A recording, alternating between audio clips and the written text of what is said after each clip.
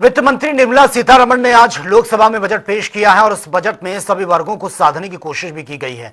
इसे लेकर राजनीतिक दलों के साथ ही व्यापारी, शिक्षक और गृहिणियों की प्रतिक्रियाएं भी सामने आई हैं। वो भी एक बार सुन लेते हैं। देखिए, सबसे पहली उम्मीद हमें यही थी, यही हमारी मांग भी थी कि सजा का जो प्राविधान है, दंडात्मक जो प्राविधान है, इसको समाप्त किया जाए। और ये शायद पहला ऐसा बजट है जिसमें इस प्रकार की योजना को सरकार ने अंजाम दे दिया कि अगर आपकी कोई अघोषित संपत्ति है, आप उस पर 30% जमा करें और आप उसको लीगल कर सकते हैं। 1 करोड़ तक की आपकी संपत्ति, 20 लाख की आपके पास कोई जमीन है, आप अभी तक नहीं शो कर पाए उसको पेपर्स में, आपके ऊपर कोई दंड नहीं लगेगा, आपको उससे मुक्त कर दिया गया। मतलब 20 लाख अगर मेरे पास है प्रॉपर्टी, मुझे दंड भी देने की आवश्यकता नहीं है। तो ये एक तो विश्वास की जो बात थी कि दंड की बजाय भरोसा, विश्वास, ये बड़ा महत्वपूर्ण एक निर्णय इस बजट में हुआ है। दूसरा, एमएसएमई को बढ़ावा मिले। कोई भी देश, कोई भी राज्य आधारित होता है छोटे उद्योगों के ऊपर। अगर छोटे उद्योग विकसित हो रहे हैं, छोटे उद्योग बढ़ रहे हैं, तो रोजगार भी बढ़ता है और उसके साथ साथ सरकार का राजस्व भी बढ़ता है, व्यापार भी बढ़ता है। एमएसएमई पर भी सरकार ने फोकस किया है, ओडीओपी को देश भर में बढ़ावा। हम लोग उत्तर प्रदेश में तो ये काम कर ही रहे हैं, उत्तर प्रदेश की योजना है ओडीओपी की, लेकिन भारत सरकार ने इस बजट में, भारत की सरकार के द्वारा जो आज बजट प्रस्तुत किया गया है, देश की केंद्रीय वित्त मंत्री निर्मला सीतारमण जी के द्वारा, व्यापारी समाज की बहुत वर्षों से ये मांग थी कि हम जो पैसा कमाते हैं, हमसे टैक्स तो लिया जाए, लेकिन पैसा कमाने के बदले में कोई सजा का प्रावधान ना हो। आज उस मांग को भारत की सरकार ने, केंद्रीय वित्त मंत्री महोदया ने, देश के लोकप्रिय प्रधानमंत्री आदरणीय नरेंद्र मोदी जी ने पूरा करने का काम किया है। अब इनकम टैक्स में पैसे के बदले में तो कर तो जमा कराया जाएगा, लेकिन कोई भी सजा का प्रावधान नहीं है।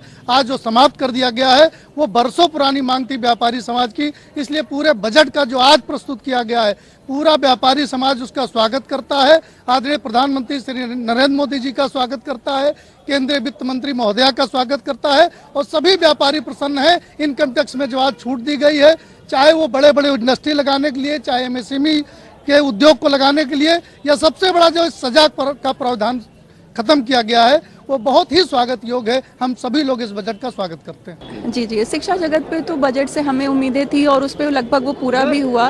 जो गर्ल्स हॉस्टल की बात की गई कि हर क्षेत्र में गर्ल हॉस्टल बनाया जाएगा, वो बहुत अच्छा रहा लड़कियों की शिक्षा के लिए कि हर सिटी में गर्ल्स हॉस्टल बनाया जाएगा। प्लस टेक्निकल जो एजुकेशन से उस पर भी काफ़ी फोकस किया गया।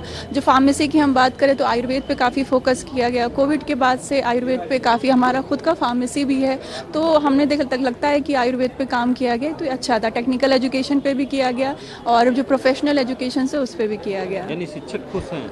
हाँ, कुल मिला के एजुकेशन, देखिए जो स्टूडेंट वेलफेयर पे अच्छा वर्क किया गया।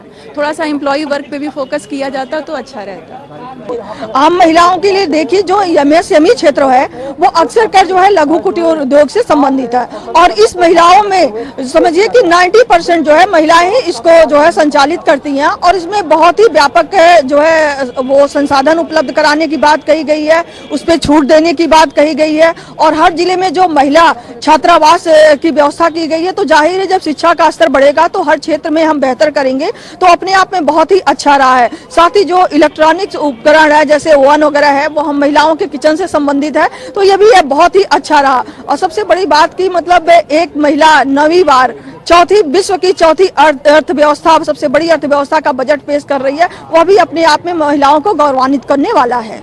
आज का बजट तो शानदार, जबरदस्त रहा है। इतनी उम्मीद किसी व्यक्ति को नहीं थी, जिसकी वजह से बड़ी ये लोग जो विपक्ष वाले जो कटाक्ष कर रहे हैं कि शेयर मार्केट धड़ाम हो गया, वो धड़ाम होना भी चाहिए। शेयर मार्केट से धड़ाम हुआ कि शेयर मार्केट तो उसके से 2-3% लोग हैं जो बड़े आदमी लोग, उनका ये चोचले होते हैं और हमारी आम जनता को जो अर्थदंड को आर्थिक दंड में बदल दिया, मतलब जो हमारा दंड था उसको आर्थिक दंड में बदल दिया।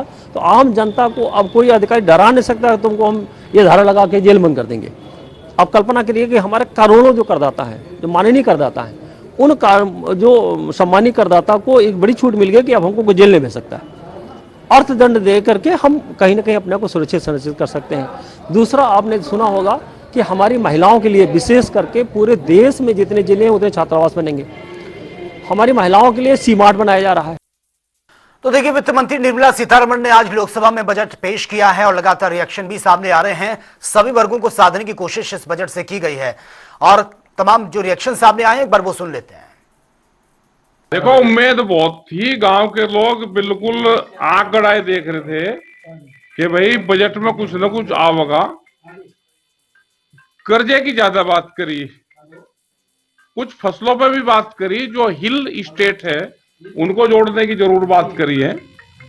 अब अखरोट का किसान, चंदन का किसान, वो कितना होगा, कितना उनको बेनिफिट मिल जाएगा, उसको करे हैं।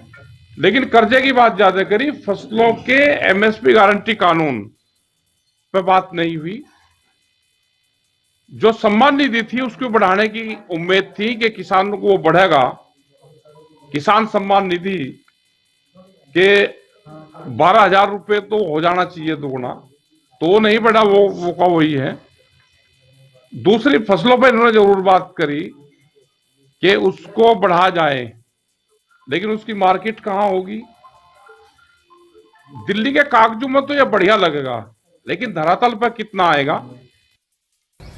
आज फिर से बजट के माध्यम से भारतीय जनता पार्टी की सरकार ने देश के नौजवानों को, बेरोजगारों को ठगने का काम किया है, देश को धोखा दिया है। इस तरह से धोखा दिया है, बजट 2026 में आया है, बात 2047 की जा रही है।